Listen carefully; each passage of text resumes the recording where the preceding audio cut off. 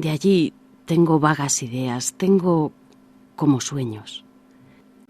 Mis vivencias son muy difusas, como sueños, ya que no pude ver mi tierra en toda su hermosura, que se habla de ella.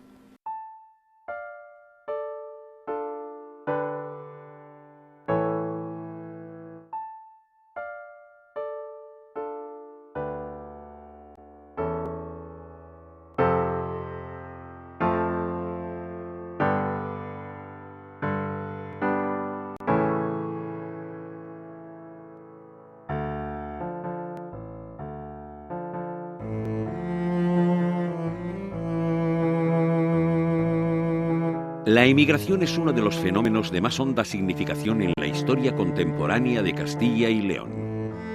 Desde mediados del siglo XIX hasta la década de los 50 del siglo XX, un gran número de castellanos y leoneses cruzaron el Atlántico buscando una vida más próspera y mayores posibilidades de supervivencia.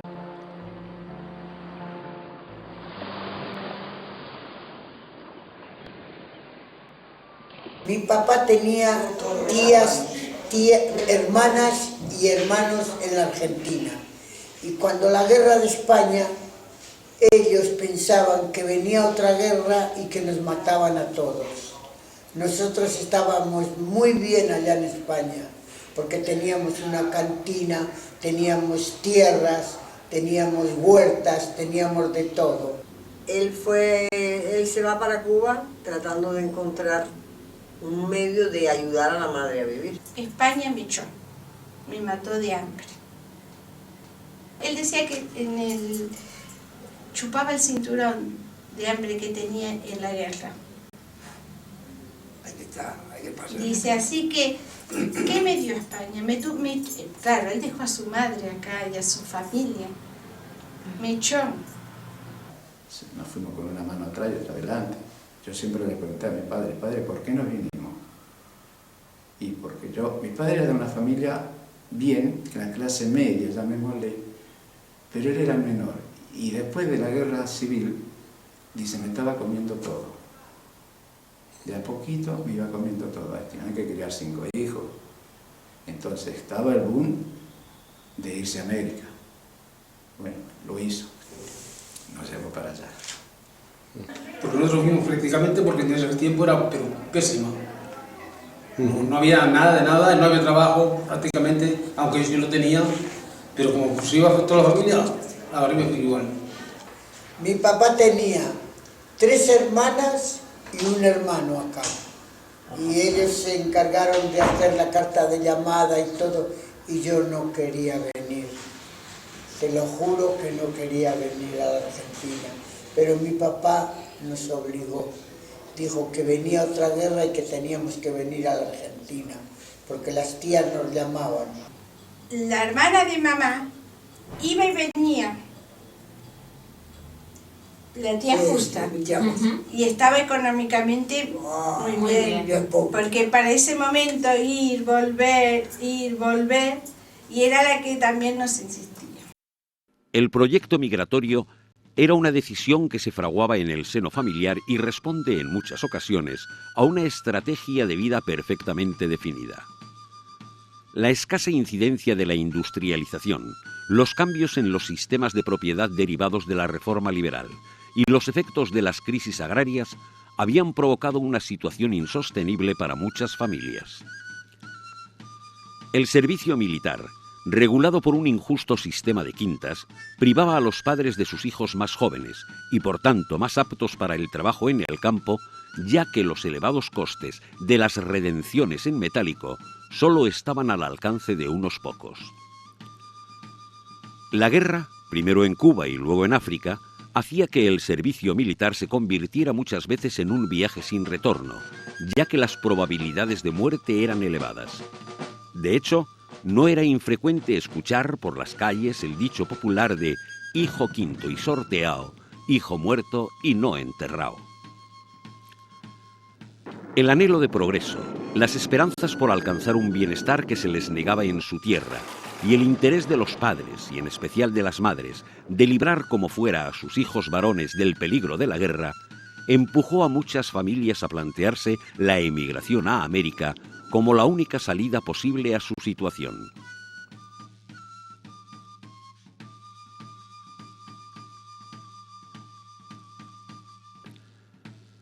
No fueron pocos aquellos que, huyendo del servicio militar e incapaces de afrontar los costes de las redenciones, fueron declarados prófugos y tuvieron que afrontar los peligros de una emigración clandestina que les obligaba a una travesía aún más penosa como polizones.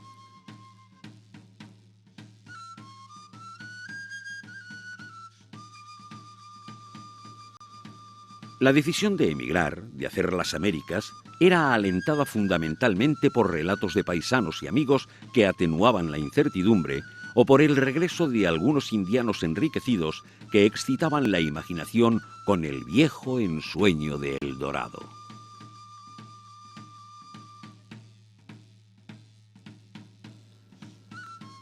La ilusión y la valentía propia de la edad, ya que la mayoría de emigrantes eran muy jóvenes, atemperaban las dudas ante un viaje difícil y sin más seguridad que la presencia de familiares y amigos o vecinos en los lugares de llegada. La gran tradición migratoria de las provincias fronterizas de Galicia y del norte de España, y las bondades de estos países en desarrollo, Cuba, Uruguay, Brasil, México y sobre todo Argentina, funcionaron como factores de atracción al hecho migratorio. Las ventajas de la emigración eran pregonadas constantemente por algunos pocos triunfadores y por los verdaderos interesados en este trasvase de mano de obra, las compañías de navegación.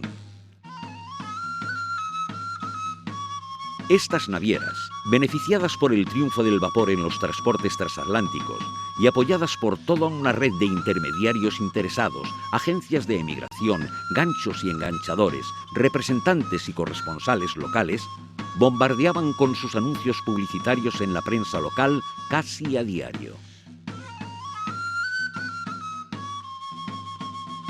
Entre unos y otros se edulcoraba un proyecto, una empresa, una aventura que muy pronto se demostraba llena de muchas dificultades y en no pocas ocasiones fracasos.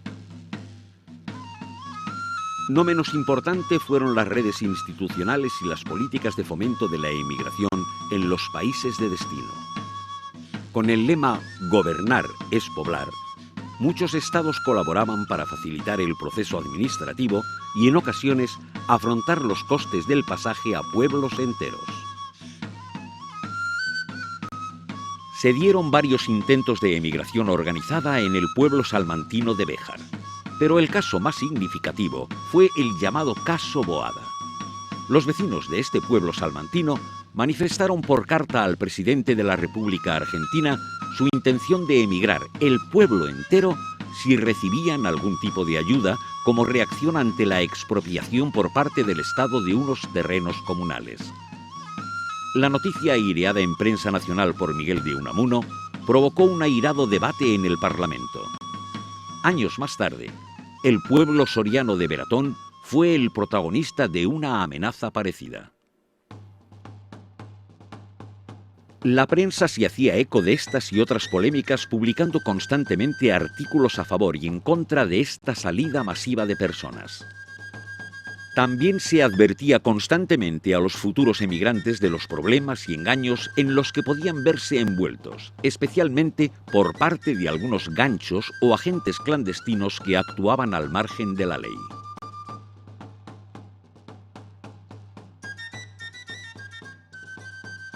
Pero sin duda fueron las redes familiares y asociativas las que más directamente motivaron a los futuros emigrantes mediante cartas de llamada, a veces obligatorias para poder ingresar en los países en las que dan cuenta a sus familiares de las posibilidades de trabajo en América. También fue un factor determinante el reagrupamiento con familias ya emigradas, como el caso de este niño de Valseco que abandona su pueblo en el Bierzo leonés para reencontrarse con su madre.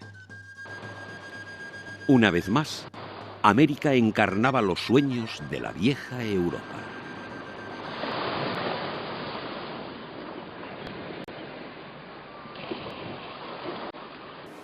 Llegamos ya teníamos la orden, y llegamos a Vigo en el tren Ya estaba el hombre que nos esperaba con las valijas, para buscar las valijas con el personal y todo, porque ya había venido un vecino nuestro de allá de Canillo, había venido.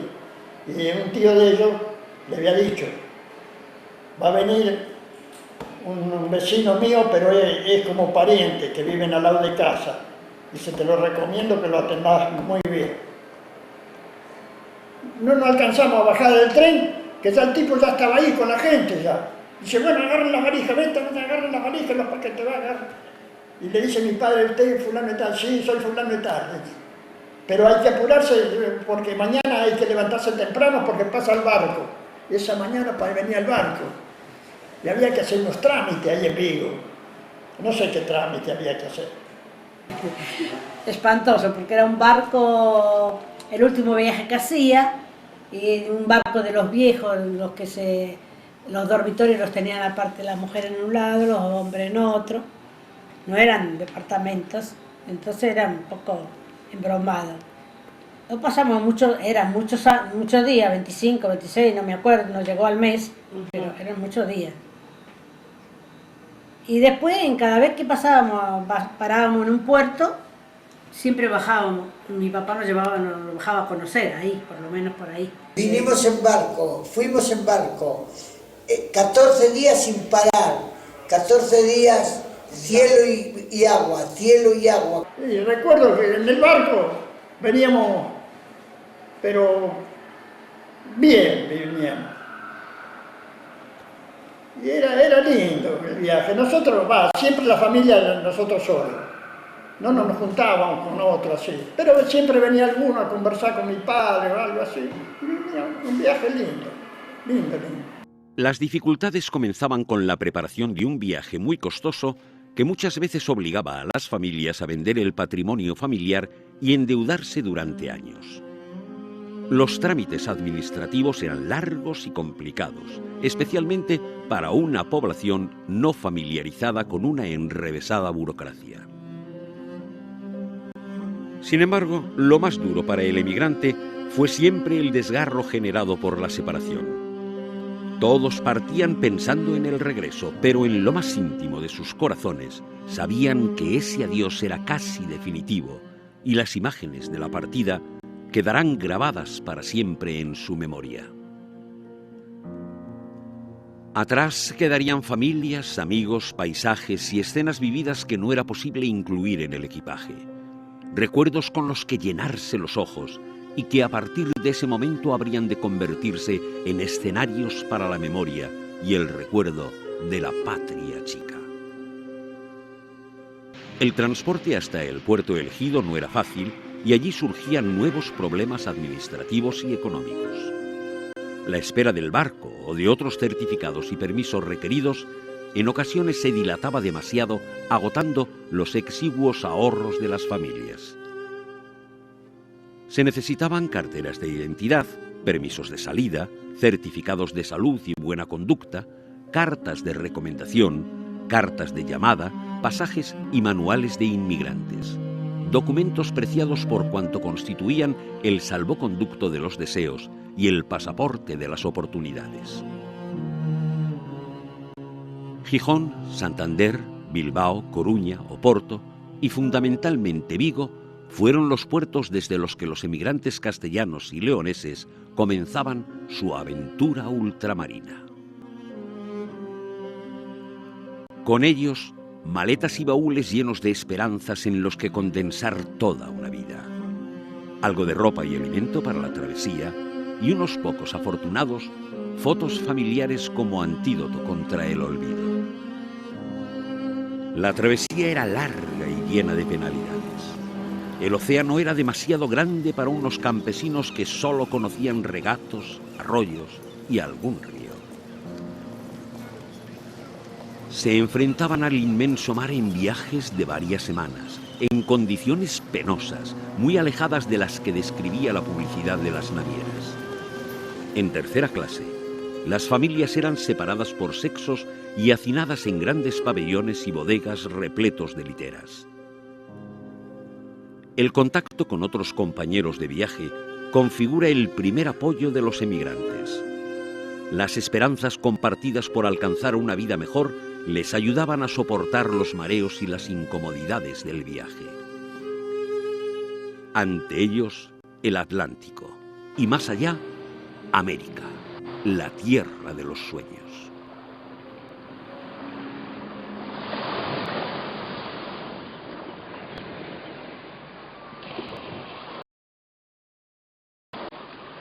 Yo un día voy a ir a Cuba, después de que pase el servicio militar obligatorio, yo voy a ir a Cuba. Y vine por un mes y me quedé. Sinceramente me gustó mucho Cuba. Me gustó mucho Cuba. Y yo vine aquí profesionalmente para un mes. Y estuve 2 y me gustó más. Estuve 3 y me gustaba más. Estuve 4 y me gustaba más. Y estuve 10 y me quedé. Por el trato, la cubanía, los compañeros muy amables, muy cortés con nosotros. Nunca tuve problemas con que fuera español, no era un cubano más. Una cosa que no, claro, no es igual estar en un pueblo, en Morales de Valverde, un pueblo de campo, a un pueblo de Santiago de las Vegas, que está aquí en La Habana. Hay una anécdota un poco graciosa, porque cuando él llegó a la Argentina y tenía alrededor de 16 años, y venía con un encargo, le habían dado un colchón o varios colchones para alguien que vivía en Buenos Aires, y le dijeron, por favor llévaselo a la Argentina. Él llegó a la Argentina y creo que tenía 30 centavos. Y le dijeron, total, esa persona vive a unas cuantas cuadras, creo que eran 30 o 40 cuadras del puerto de Buenos Aires. Pero mi papá interpretó que las cuadras eran como las cuadras en España, en ese entonces creo que decían cuadras a los que serían establos. Pero después tuvo que ir al hombro con esos colchones, las 30 o 40 cuadras que quedaban del hotel de los inmigrantes a donde vivía esa gente. Bueno, yo cuando vine acá, cuando me fui, me llevé un hermano también a la Argentina. Pero resulta que mi hijo, ve venir a un mayor y un joven. Y dice, aquel hombre que viene allá, dice mi abuelo. ¿Pero qué, tu abuelo? Le digo, si tu abuelo quedó en España. No puede ser que sea tu abuelo. Que sí. Pero no, vení. Pues se me escapó. Corrió ante el abuelo y le paralizó las piernas. Le trancó. Y bueno, llegamos nosotros ante él y le digo, mire, me va a tener que perdonar, mi hijo dice que usted es el abuelo. Y yo le dije que siempre el abuelo quedó en España. Y bueno, cuando dijo quedó en España, dice el señor, y que yo no conocía, porque no los conocíamos para nada. Cuando él vino a Argentina no había nacido yo. Así que, entonces resulta que dice los dos, el abuelo, que ya después para él fue el abuelo, dice, nosotros venimos buscando una familia que llegó ayer en el vapor Buenos Aires, que era donde embarcamos, y que se llama Andrés Pérez y Eugenia Hernando. Yo, pues con medio sospeché algo, una cosa así, pero tanto reaccioné también, pues le dije, mire, esos que usted está buscando somos nosotros. La Habana, Buenos Aires, Montevideo, Sao Paulo, Santos o Veracruz fueron los principales puertos de llegada en América para los castellanos y leoneses. La llegada implicaba más complicaciones y filtros de entrada, control de pasajeros, inspección de equipajes, revisión sanitaria y expedición de nuevos documentos de identidad, pues apenas se pisaba tierra, comenzaba una nueva vida para todos ellos. Los emigrantes debían pasar por el Lazareto de Triscornia en La Habana, por el Hotel de Inmigrantes en Buenos Aires, Montevideo o Sao Paulo, o por dependencias similares en los puertos de Santos o Veracruz. Allí Esperaban a que les recogieran sus familiares o las asociaciones de emigrantes de sus lugares de origen. Otros, menos afortunados, esperaban allí mientras encontraban un contrato de trabajo que les permitiera comenzar su nueva vida. Estos albergues constituían el primer hogar de los recién llegados.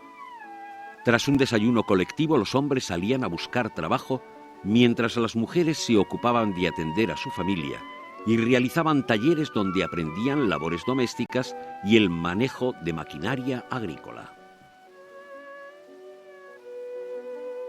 Y ahí entré en comunicación con un tío que tenía en Cuba, en Contramaestre, que tenía negocio. Y él me reclamó para trabajar con él en Contramaestre. Y así fue que llegué a Cuba. Y ahí, casualmente, estoy en Contramaestre desde el año 50, en la misma casa que compré yo por mi ahorro en el 58. Tenían una chata grande de reparto, 2 jardineras, iban a la quinta, tenían muchos clientes no solo en Rosario. Todos los que yo conozco o conocí en mi vida tienen de ellos, de los 2 hermanos Riol, un muy buen recuerdo, porque acostumbraban a darle un papel de estraza anotado con todo lo que ellos habían comprado y con la cuenta para que la revisaran en la casa. Salir a trabajar todo el día, dejarnos a nosotros chicos solos y bueno, así pasaron muchos años, pero bueno, yo calculo que en la mente de ellos era el poder darle algo más a sus hijos y a toda su familia que en ese momento acá no se podía. Arrendaban, no eran propietarios de tierra, ¿viste? Era muy difícil ser propietario en aquella época, de acuerdo a lo que comentan, pues yo no la viví.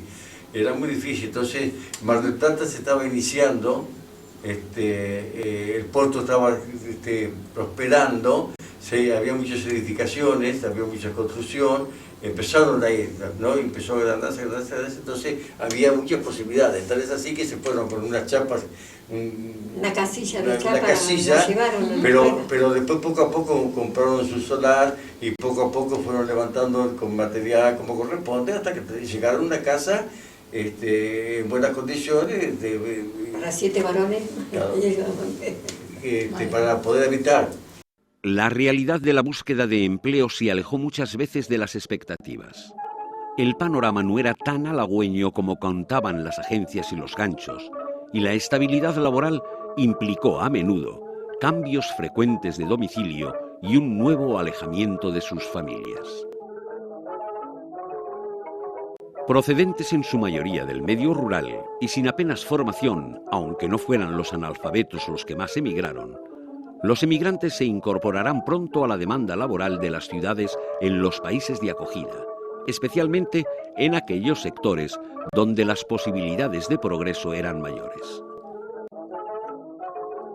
El medio urbano conllevó notables dificultades de adaptación, pues este constituía un medio físico, social y cultural extraño para estos antiguos campesinos.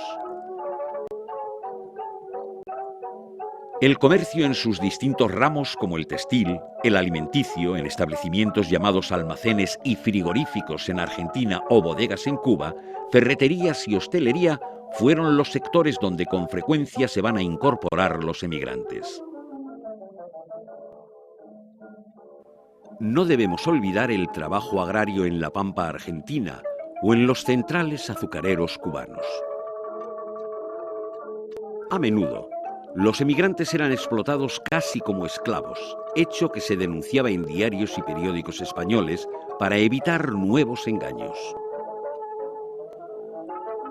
A pesar de las dificultades, casi todos los emigrantes castellanos y leoneses destacaron como excelentes trabajadores. Eran valientes y decididos. Tenían una gran voluntad emprendedora, una infinita capacidad de trabajo, ahorro y sacrificio. De la motivación por cumplir las expectativas que les llevaron a América y la firme decisión de ayudar a sus familias y sus paisanos sacaron las fuerzas necesarias para seguir adelante. El apoyo de los familiares emigrados, amigos, así como de las asociaciones, fue fundamental, constituyendo un bálsamo para combatir la nostalgia que crecía a medida que lo hacían las complicaciones y las decepciones. Tanto unos como otros determinan la inserción laboral de los emigrantes en negocios familiares y la integración social a través de las diferentes sociedades. Asociaciones que agrupan a los naturales de una misma localidad, una comarca, una provincia, una región y al conjunto de españoles. En ellas encontraron y aún encuentran hoy la afectividad y el calor humano que les faltaba en la nueva tierra.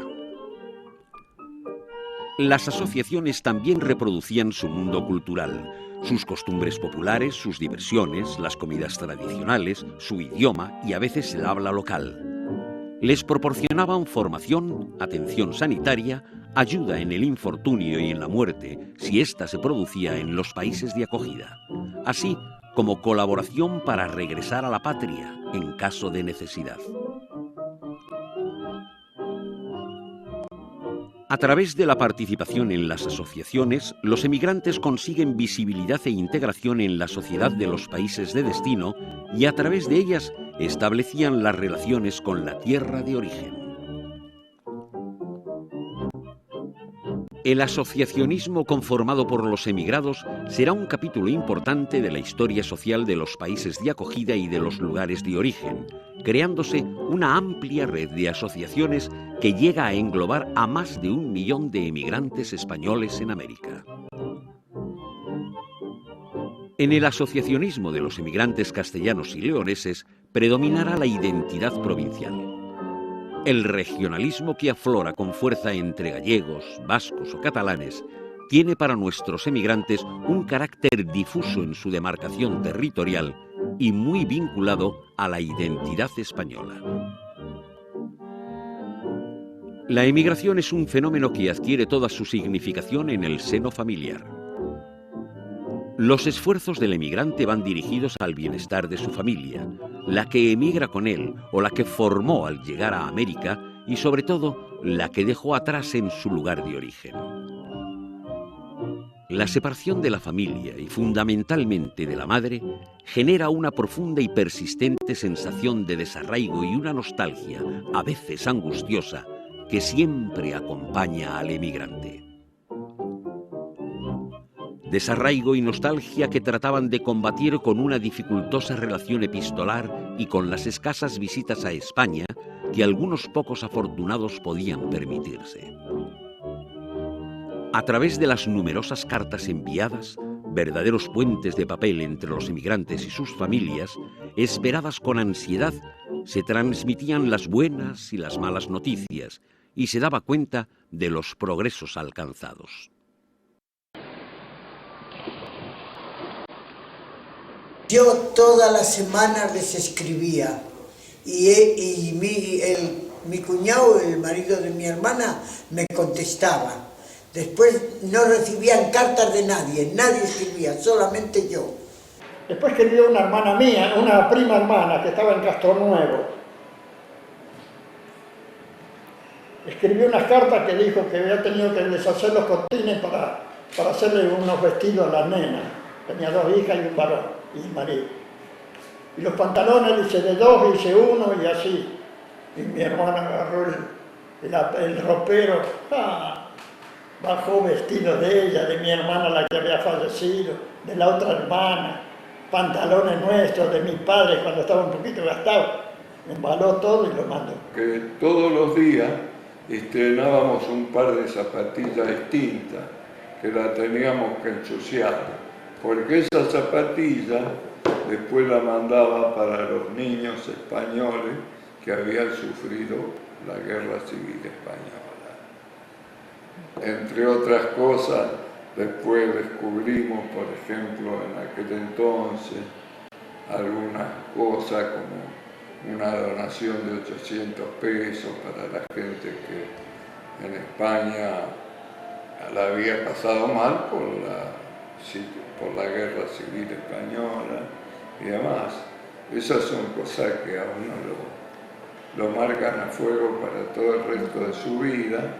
Yo mandaba, y mirá qué cosas. De comprar cuando salió la penicilina, cuando salió, Eva Perón le daba... Le compramos todo el remedio, lo mandamos y nos lo robaron.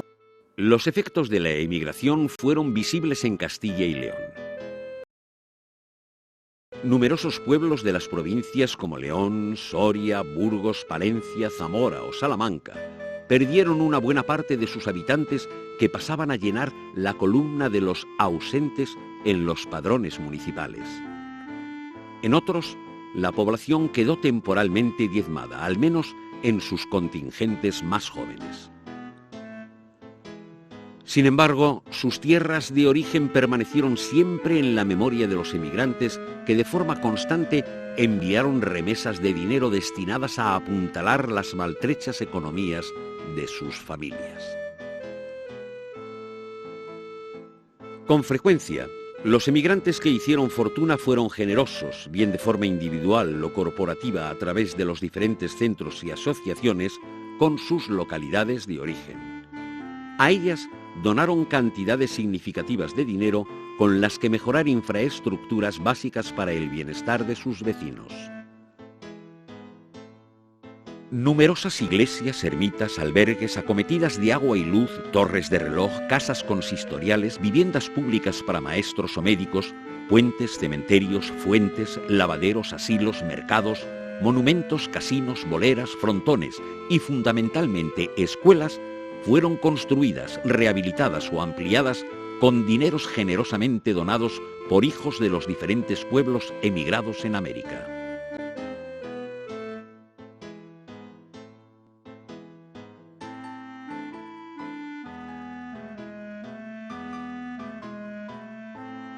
Especial sensibilidad demostraron estos emigrantes con ocasión de las calamidades de distinto tipo que afectaron a pueblos como a la localidad zamorana de Ribadelago. Aún hoy se conservan numerosas placas de agradecimiento o placas de calles y plazas dedicadas destinadas a mantener vivo el recuerdo y la memoria de los donantes y benefactores.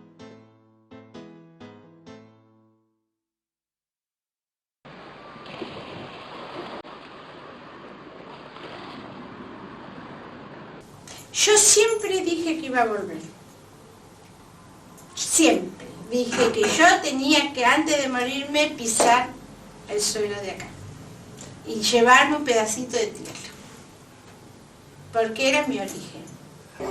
Tenemos un dicho que dice que casarse, tener hijos y plantar un árbol y escribir un libro. Entonces a mí no me quedaba escribir un libro, para mí era volver a ver mis raíces. A pesar de que, bueno, ya familia de mi mamá y mi papá, algunos han muerto, pero era como volver y conocer donde uno había nacido. Yo soy el único que no ha regresado. Son 60 años, no es un día.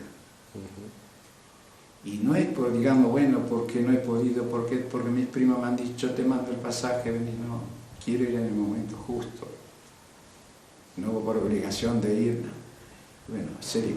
Que llevo tierra de mi casa, la casa nuestra era una casa de 2 pisos y por hacer la carretera, viste, más ancha, para no tirar la iglesia nos tiraron la casa nuestra y quedó un pedazo de casa y de allí llevo un poquito de tierra. Mi padre no quería volver más y mi madre quiso volver siempre y ella murió con su pasaje de España en la mano. Se enfermó y se murió. Ella siempre quiso volver a su España. Me siento muy feliz. Como yo se lo digo, ahorita, bueno, ahorita nadie sabe, quisiera podemos, a lo mejor, más nos sacamos una lotería y podemos venir, ¿verdad? Claro. Claro, porque ya por el plan añoranza ya es difícil. Pero bueno, ya lo logramos. Ya logramos. Por lo menos, ya yo logré el deseo ese grande que yo tenía, de conocer a mi familia que no pude conocerla ahí. El día que él venía para Zamora, yo fui con mi esposa a buscarlo. Y a mí esa imagen no se me olvida. Él estaba sentado en la sala Y me dijo, ¿ya nos vamos? Sí. Y se levantó con una agilidad terrible a caminar, se vistió y él subió las escalerillas del avión. Es decir, ya cuando llega, el médico nos había dicho que era una locura traerlo. Y yo le dije, mira, que se muera en España. Es preferible que se muera con la alegría de estar en España a que viva sus últimos años con la añoranza de que pudo ir y no lo dejamos. Pues que vaya y que pase lo que Dios quiere. Bueno, encontrar, digamos, aparte de los familiares en sí, a ver cómo sigue el pueblo, los lugares, por donde corría, por donde jugábamos, donde nací, las propiedades que ha vendido mi madre, mi padre, ver cómo está todo. Mi España, porque mi España era algo, qué sé yo, soñado por mí. Esas calles de tierra, es el que me decía que tenía que caminar cuesta arriba y todo eso, eran esas cosas. A pesar de que el emigrante partía con la certeza del retorno, en muchos casos el viaje fue solo de ida. Con frecuencia, la estabilidad laboral y económica conseguida con dolor y entereza trajo consigo la estabilidad social y familiar. Muchos de los que habían emigrado terminaron echando raíces en América y nunca regresarían a Castilla y León. Otros simplemente no se pudieron plantear un regreso. Las dificultades derivadas de los avatares de ese terrible siglo XX hizo imposible un retorno y dificultó los contactos con la familia, incluso en aquellos momentos que más se necesitaban en España, o más tarde cuando eran necesarios en las nuevas patrias. Para una gran mayoría de los emigrantes, la capacidad adquisitiva conseguida en América les permitió sobrevivir, pero nunca les permitió regresar a España. Otros muchos, en cambio, sí regresaron, y los regresos fueron diversos. Los que habían tenido fortuna retornaron enriquecidos e invirtieron en tierras y casas que emulaban en el medio rural las lujosas viviendas de las burguesías capitalinas. Aunque este hecho no es tan importante cuantitativamente en Castilla y León como en Asturias, Cantabria o Galicia. Los argentinos, cubanos, mexicanos o simplemente los americanos, como solían llamarlos, trajeron costumbres e ideas nuevas, músicas y sones de Cuba o de la Pampa Argentina, habaneras gachupines o tangos que llegaron a fusionarse con nuestra música tradicional.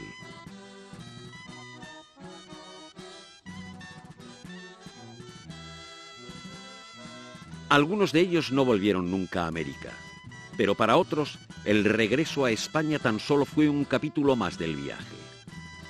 Las circunstancias en España no eran como ellos habían pensado y retornaron de nuevo, dejando atrás por segunda vez tierras y casa a la suerte del tiempo y la ruina. Aquellos que no hicieron fortuna regresaron casi igual de pobres que se fueron, teniendo que adaptarse a otra nueva vida, esta vez en sus antiguos pueblos, donde ahora, paradojas de la vida, también eran extraños. Algunos retornaron muchos años después de su partida, al llegar a la edad de jubilación. Lo hicieron con pretensiones de recuperar relaciones familiares, amigos, paisajes y escenas vividas que tanto habían añorado y evocado a lo largo de sus vidas.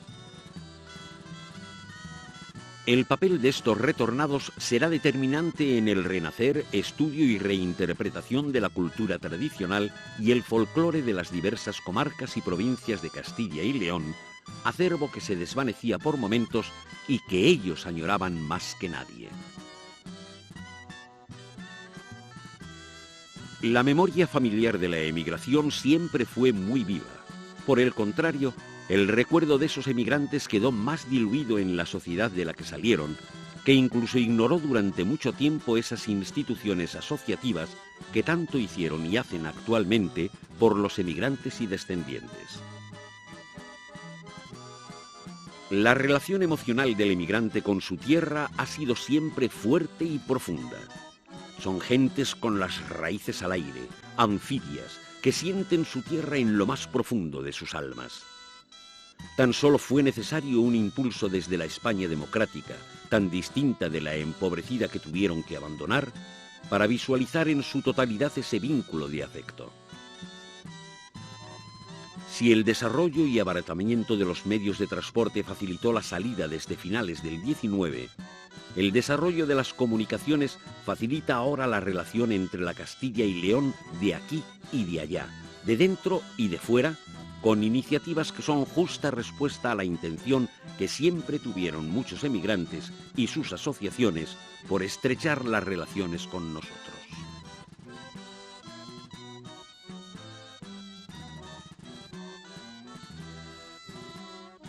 Las operaciones Añoranza, a través de las cuales algunos emigrantes tienen la oportunidad de regresar por unos días a sus localidades de origen, y el programa Raíces, orientado a que los descendientes de los emigrantes puedan conocer la tierra de sus padres, han canalizado los aspectos más emotivos y humanos del hecho migratorio y nos han permitido recuperar una parte de nuestro alma colectiva.